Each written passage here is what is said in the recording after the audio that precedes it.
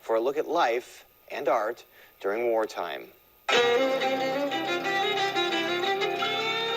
There's a sense of urgency in the new artwork and allusions to the past. One painting uses a World War II uniform as a canvas. Beyond the art in the physical gallery, there are virtual views of artwork from around the world made specifically for the show. The call for entries brought a big response. I looked at all of the 325 images that were submitted by 89 artists, and I didn't make any kind of selection at first. I wanted to see what the tone was of all the work. And I recognized that each artist would have a highly personalized response to the call, which was to respond to the impact of war. We needed the voices of artists who were there, or who had experienced this trauma, or who were keeping diaries of events. The bombing of Mariupol had, we saw a number of kind of bombed out apartment buildings, and also in Kiev and Kharkiv and just all over.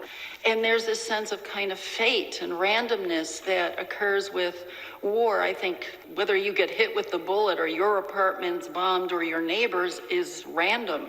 The exhibition is at ARC Gallery, founded by women artists in Chicago in 1973. Their latest show was selected by the curator of the Ukrainian Institute of Modern Art. Her mother was born in Ukraine before World War II. My mother is from Poltava. She escaped during World War II, was allowed to emigrate, and we eventually ended up in Chicago.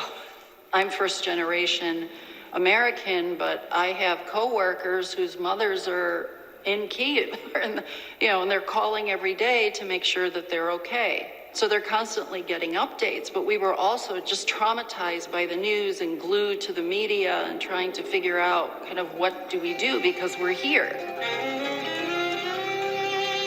Documentary photos reveal life in an underground bunker. Other images bear witness to what is happening. The show is titled The Invisible Costs of War, and many works display a concern for children caught up in all wars. The invisible costs of war are the emotional, behavioral, spiritual, psychological effects that sometimes appear a lot later. There's a very conscious awareness and fear of what this is going to do to the children that are living through this. Will they think that this is normal? Protecting children is part of Ukrainian culture, but also probably provoked by this kind of situation. Mothers really watch out for the children while the fathers are out fighting. For Chicago Tonight, this is Mark Vitale. Show is at the ARC Gallery on Chicago Avenue through August 13th. You can find out more on our website. And still to come on Chicago.